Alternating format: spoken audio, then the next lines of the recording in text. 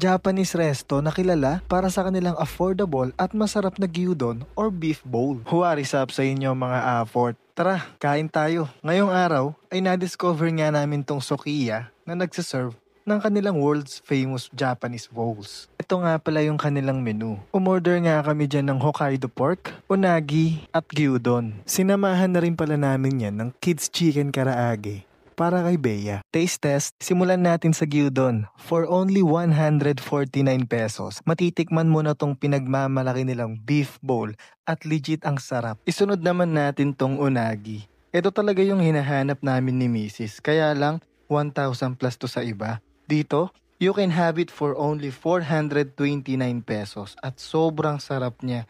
It melts in your mouth, heavenly yung lasa. Lastly, for 169 pesos, etong Hokkaido pork. Ang sarap din. Tapos sasabayan mo na itong green veggies. Panalo. Nagustuhan nga din pala ni Bea tong kids chicken karaage meal.